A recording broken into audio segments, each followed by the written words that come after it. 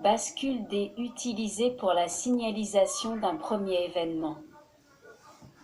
PS, voir les vidéos numérotées 131 et 130 de la première chaîne pour le fonctionnement des bascules D. Data signifie données numériques soit 1 ou 0 binaire. 7. Quatrième expérience. Bascule D dans un circuit utilisé pour la signalisation d'un premier événement. Avec les expériences menées jusqu'à présent, vous avez eu l'occasion d'examiner le fonctionnement et les caractéristiques de différents types de circuits intégrés. Il s'agissait des circuits logiques combinatoires et N-AND, N-OR ou exclusifs, des inverseurs et des bascules. Ces expériences étaient nécessaires afin de connaître les composants de base utilisés dans les circuits digitaux. Cela vous a peut-être semblé monotone, de même que l'apprentissage, pourtant nécessaire à la résolution des problèmes, des 4 opérations fondamentales à l'école. Lorsque vous aurez découvert les possibilités d'application concrètes, l'électronique numérique deviendra alors captivante. Avec vos connaissances sur les circuits intégrés logiques de base, vous êtes en mesure de réaliser des circuits pratiques, simples au début, plus complexes ensuite. Avec une bascule D, vous allez réaliser un circuit qui détectera le bouton poussoir enfoncé le premier. Un circuit de ce type trouve une application par exemple dans les jeux télévisés, pour indiquer lequel des 2 joueurs a appuyé le premier sur le bouton. Dans le domaine industriel, il s'agit de déterminer quel événement se produit avant un autre. 7.1. Réalisation du circuit. A. Débrancher l'alimentation et enlever de la matrice et du groupe de connecteurs l'ensemble des liaisons et le circuit intégré monté au cours de l'expérience précédente. B. Prenez un circuit intégré MM74C74, double bascule D, et le MM74C08, quadruple, et insérez-les sur la matrice dans la position indiquée à la figure 20A. C. Effectuez les liaisons également indiquées à la figure 20A. D. Mettez l'interrupteur SW0 sur la position 0. En observant le schéma électrique du circuit réalisé, figure 20B, vous remarquez ceci. Les entrées data des 2 bascules sont câblées à la tension positive, ainsi une transition positive sur l'entrée d'horloge clock transfère un niveau logique 1 sur la sortie Q. Les entrées clear sont reliées ensemble à l'interrupteur SW0. Il suffit de le mettre sur la position 0 pour avoir un niveau logique 0 sur les 2 sorties Q1 et Q2. Les entrées présets sont câblées à la tension positive et n'ont donc aucune influence sur le fonctionnement des bascules. Les entrées clock sont reliées à travers 2 circuits au contact P0, front montant et P1 front montant. Les sorties Q1 et Q2 commandent respectivement les LED L0 et L1. 7.2. Contrôle du fonctionnement. A. Brancher l'alimentation. Vous constatez que les 2 LED L0 et L1 sont éteintes. En effet, SW0 est sur la position 0 et les 2 entrées clear sont actives, les sorties Q1 et Q2 sont donc au niveau L. B. Mettez SW0 sur la position 1, les entrées clear deviennent inactives. C. Actionnez le bouton P0, la LED L0 s'allume. D. Actionnez le bouton P1, la situation reste inchangée, L0 allumée, L1 éteinte. E. Remettez SW0 sur la position 0 puis ramenez SW0 sur la position 1. Vous retrouvez l'état initial, c'est-à-dire les deux LED éteintes. F. Actionnez le bouton P1, la LED L1 s'allume. G. Actionnez le bouton P0, la situation ne change pas.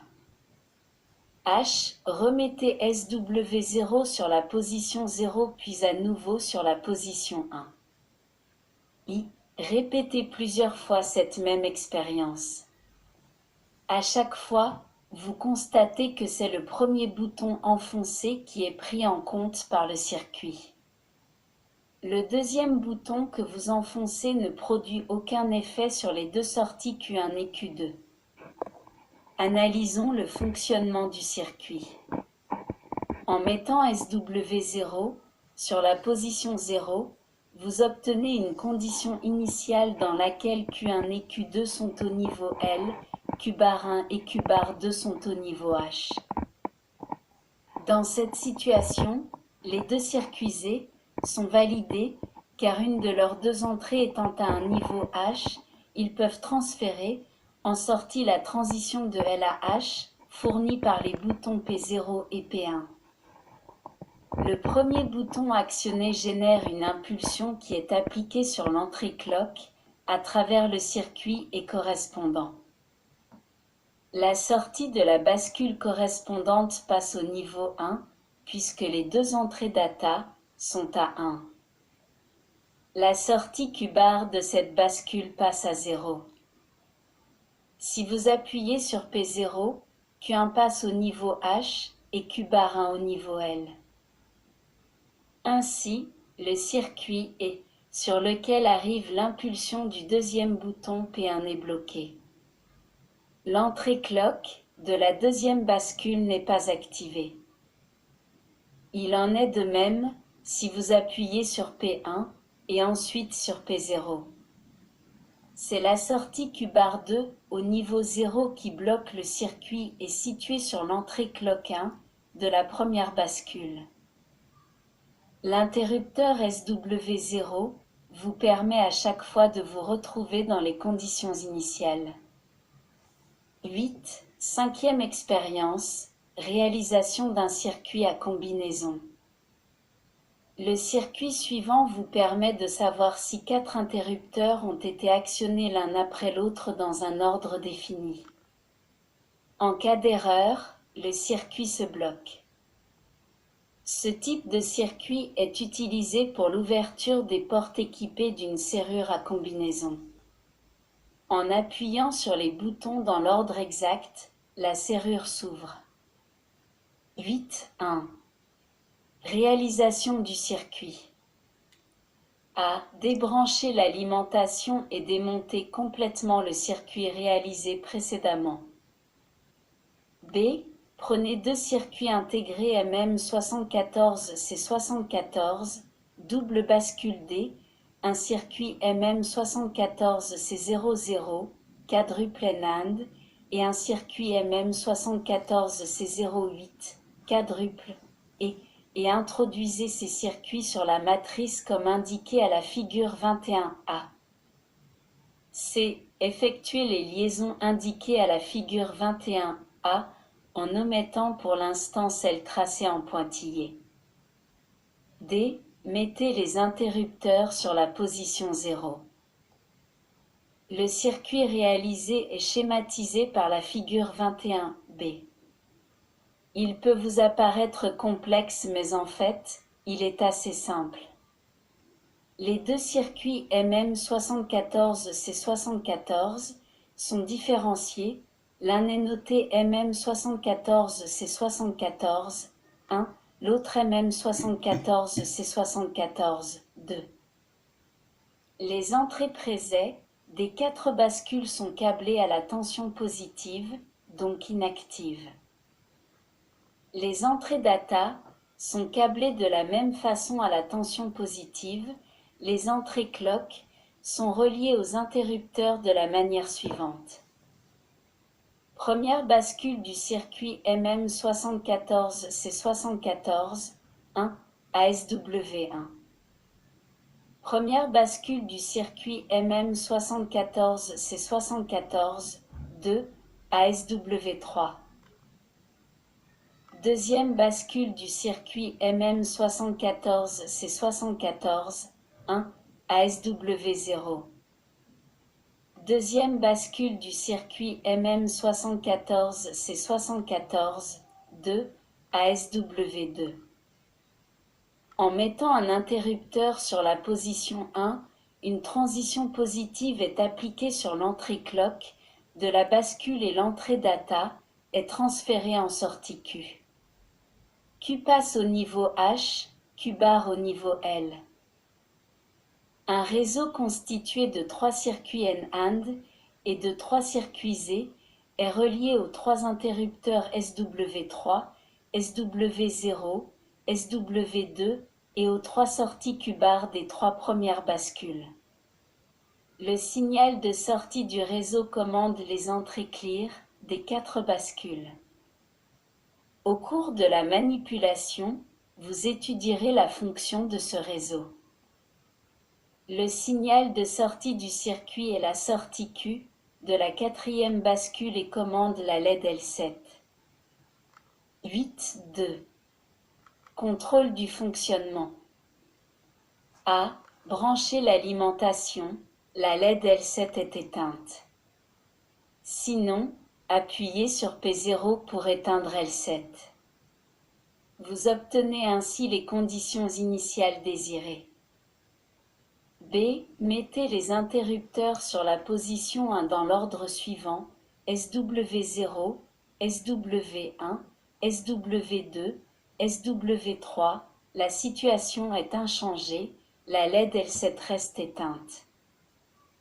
C. Remettez les interrupteurs sur la position 0, puis repositionnez-les au niveau 1 dans l'ordre suivant, SW1, SW3, SW0, SW2.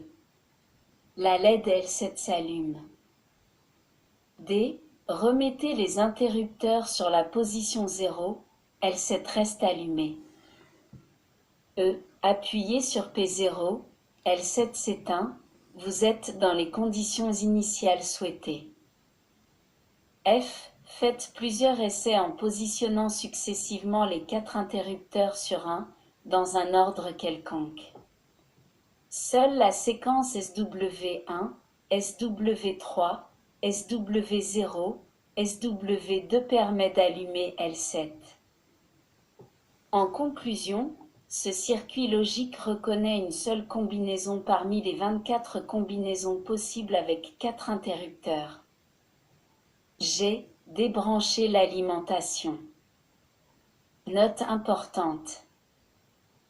Si le circuit ne fonctionne pas comme prévu, vérifiez attentivement les liaisons effectuées et assurez-vous que les conducteurs soient bien enfoncés dans les différents contacts de la matrice et du groupe de connecteurs. Vérifiez également l'insertion des circuits intégrés dans la matrice au niveau de leur orientation et de leur broche. En cas de non-fonctionnement, vous pouvez soupçonner un circuit intégré défectueux. Dans ce cas, vérifiez le fonctionnement individuel de chaque circuit intégré à l'aide des différents montages d'études réalisés antérieurement pour chaque type de circuit intégré. Pour comprendre le fonctionnement du circuit réalisé, effectuez les liaisons indiquées en pointillé sur la figure 21A. Vous pouvez ainsi visualiser les tensions en certains points du circuit grâce aux LED L0, L1, L2, L4. A. Branchez l'alimentation, mettez les 4 interrupteurs sur la position 0 et appuyez sur P0, vous observez ceci. L0 est allumé, donc la sortie Q-bar de la première bascule est au niveau H.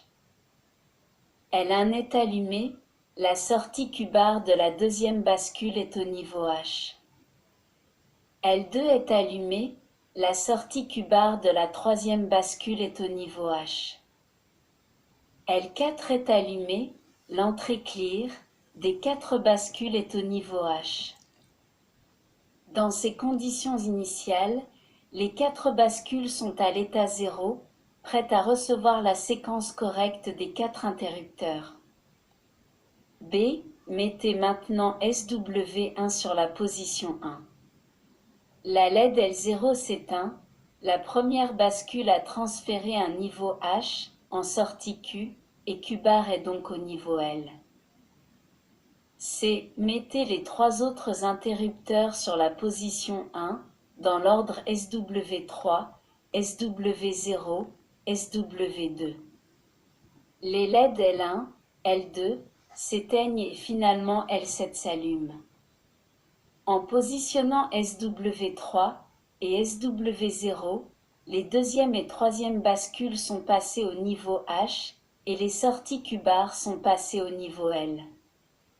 L'action sur SW2 transfère un niveau H en sortie Q, L7 s'allume. La séquence exacte est donc confirmée par l'extinction successive de L0, L1, L2 et l'allumage de L7 et L4. D. Remettez les 4 interrupteurs sur la position 0 et appuyez sur P0. Vous constatez que L4 s'éteint, un niveau L, appliqué sur les entrées clear, remet à 0 les 4 bascules, LED L0, L1, L2, allumée, L7 éteinte. Voici maintenant ce qui se passe quand l'ordre n'est pas respecté. E. Mettez SW1 sur la position 1, la LED L0 s'éteint. F. Mettez maintenant SW0 sur la position 1 au lieu de SW3. La LED L4 s'éteint, les 4 bascules sont remises à 0 par les entrées clear. Le circuit est bloqué et en actionnant les autres interrupteurs, SW3 et SW2, il n'y a aucune possibilité de déblocage du circuit. Ce résultat est obtenu avec le réseau de N-AND et de E, qui présente un niveau L en sortie et force les bascules à l'état 0.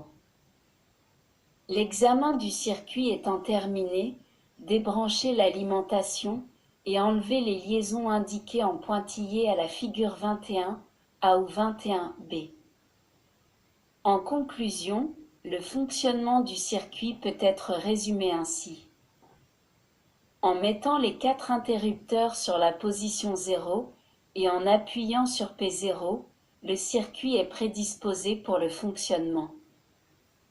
En actionnant les 4 interrupteurs dans la séquence déterminée SW1, SW3, SW0, SW2, le circuit permet l'allumage de la LED L7. Toute autre séquence n'est pas reconnue par le circuit et la LED témoin L7 reste éteinte. Par ailleurs, en changeant les désignations des 4 interrupteurs, vous pouvez modifier la combinaison. Il est possible aussi d'augmenter le nombre d'interrupteurs en ajoutant une bascule pour un nouvel interrupteur. Il est nécessaire de rajouter des circuits N-AND et le circuit global devient plus complexe. Ce circuit illustre de la manière la plus complète le concept de circuit à mémoire. Un circuit constitué uniquement de portes logiques ne peut pas reconnaître une séquence. Par contre, un circuit constitué de bascules est capable de se souvenir des événements passés.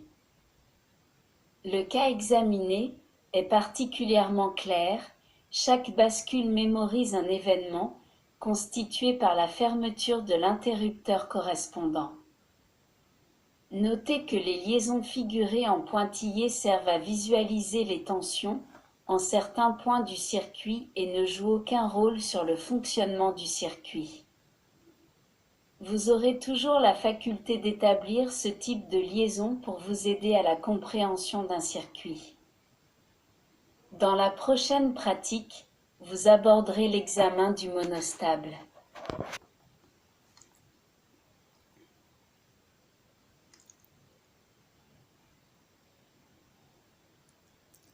Merci de votre écoute. À bientôt.